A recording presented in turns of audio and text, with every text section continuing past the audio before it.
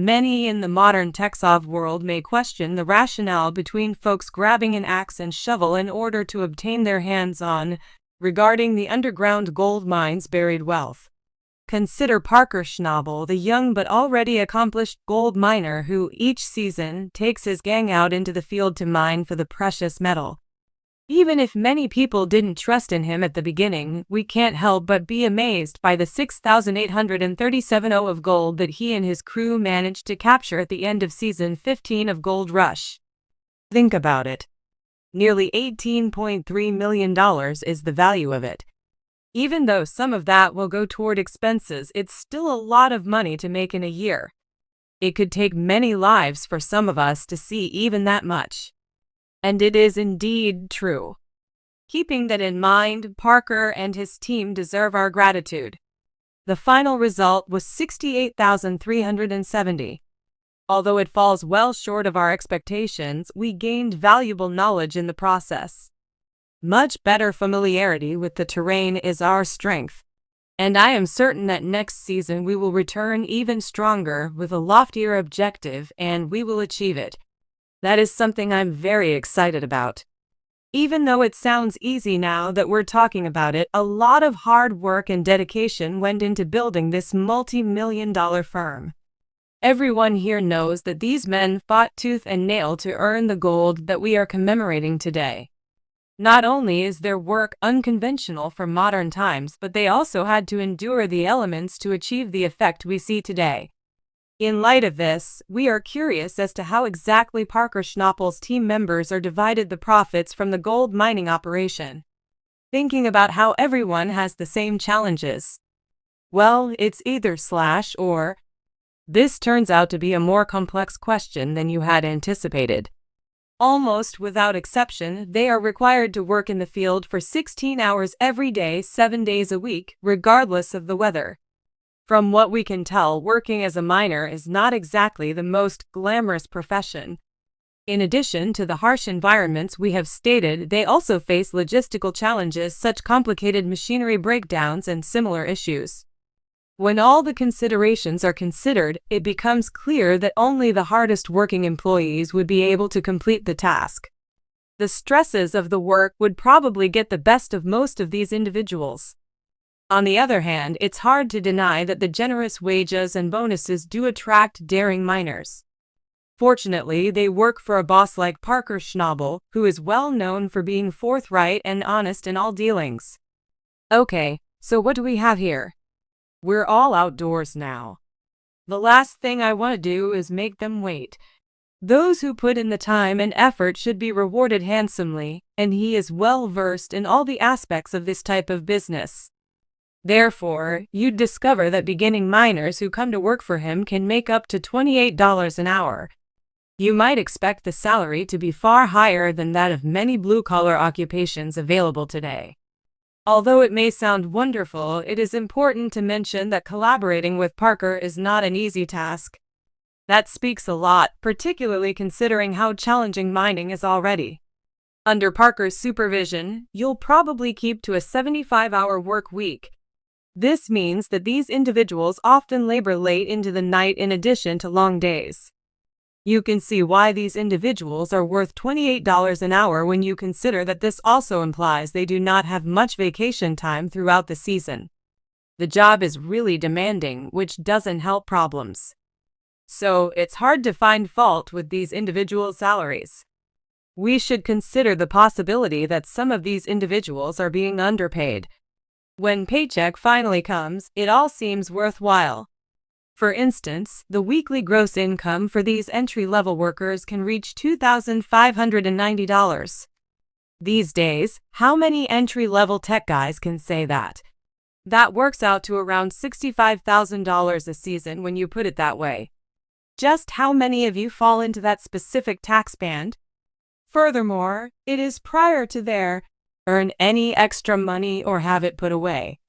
Once again, those numbers merely reflect what is a benefit that entry-level workers can earn. Parker claims that the median-level employee can earn up to $34 an hour. Well done. Those at higher levels, particularly those operating the heavy gear or in supervisorial roles, can earn even more money per hour, so it's not bad at all. This implies that by the end of a single season, some of the more seasoned workers can earn anywhere from $80,000 to $100,000.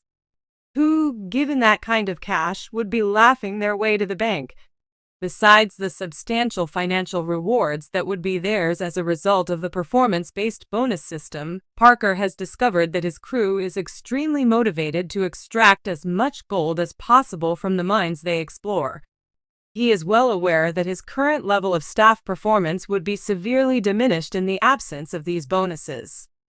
Even his upper-level management team is subject to same criticism. In any event, it appears to be producing the desired result. Right from the ground up, Chris crafted these with our melted gold. In exchange for one meal, you can use them in the kitchen. Not everyone on his team is competent enough to earn that much under this performance-based framework. Night truck drivers and low-level workers are the ones we're talking about here. Wages alone may cover these groups' expenses. For whatever reason, bonuses are off the table. It has come to light, however, that the haves and have-nots are differentiated according to their placements and how those positions affect the production and total profitability of the gold mining machine. Really depressing stuff, but I suppose that's just life. Having said that, Parker never abandons his people. For instance, Parker does all in his power to ensure that his employees receive extra non-monetary perks, allowing them to in turn enhance the overall organization. To provide just one example, during the season, all crew members get free housing and meals. Considering how much and how difficult it is to sustain such an ecosystem in such a hostile climate, Parker has done well by providing his employees with free housing and food, even if this may appear uncomplicated. Our boss's efforts are commendable because these additional charges come out of his own wallet. Not only does this provide his employees a chance to put money aside for themselves, but it also fosters a feeling of belonging and camaraderie among them. So it's easy to understand why these folks are so eager for Parker and their expanding gold mine to succeed. Given that these individuals will be on the move for weeks, if not months, this says a great deal. Consequently, it's easy to understand how some of these individuals, particularly those with higher incomes, are projected to earn up to $150,000 during the year. Yes, it's possible that we're referring to employees in Canada. Indeed, it's highly probable that solely the highest incomes may pull off such feats, but hey, it's a fantastic life, particularly if you're cool with toiling in some of the world's harshest workspaces. The fruition of these people's labors is plain to see. Given the widespread belief that Parker and his crew put in more hours than the majority of modern gold mining operations, this says a lot. According to popular belief, when you work with Parker, you can expect to get 18 months' worth of work done in just 6 months. Just think about how physically demanding that work would be. The workers are obviously physically depleted and exhausted as a result of this. Good to see you here. Difficult task lying ahead. A lot of effort is required, I agree. If we are able to complete it by the fall or not, what will set us up for it is what we accomplished this spring. Therefore, let's do our best and see if we can finish her. The emotional and psychological toll this takes on Parker and his coworkers is beyond our scope of discussion.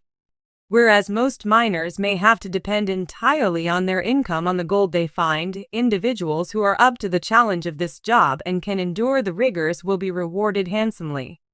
Parker and his team have a little secret weapon when it comes to making additional money. Parker and his crew are able to supplement their income by their participation in the Gold Rush TV series. Gold Rush is currently the market leader in the gold mining category. This has resulted in Parker and his gold miners receiving generous compensation for their appearances on the show. My superiors like Parker Schnabel are a good place to start. You would discover that his colleagues, like Tony Beats and Rick Ness, earn between $25,000 and $30,000 every episode. Below the main actors, you'll discover the supporting cast who can earn around $10,000 every episode. In terms of monetary value, can you fathom this? If you consider that there are roughly 20 episodes in a season of Gold Rush, you'll see that these people can make $200,000 to $600,000. That sounds like a fantastic way to earn some additional cash, doesn't it? So keep in mind that the cast members aren't getting an equal share of these bonuses. You might expect Parker and other important players and longtime cast members to get a disproportionate share of this television windfall. But it's reasonable because newcomers should earn their stripes before asking for a particular amount of money. Keep in mind that Parker is still responsible for a significant portion of the costs associated with operating this gold mining business. But remember, the stakes are higher when you take a bigger chance. Parker is currently reaping substantial rewards. The current estimates put Parker's net worth somewhere between $600,000 and $1 million. Surprisingly, this is the sum he earns from gold mining alone. If you look at his earnings from things like endorsement deals, products, guest spots, and television royalties, you'll see that he's raking in millions of dollars. In spite of all the numbers we've mentioned so far, Parker and his crew aren't prospecting for gold and riches. Rather, they're motivated by a desire to seize opportunities. Working under Parker's advantageous conditions is appealing in and of itself, I'll admit. Because of this, we should expect to see these individuals accompany Parker for a while. In any case, these folks aren't hiding. They're out there because they feel the need to prove something.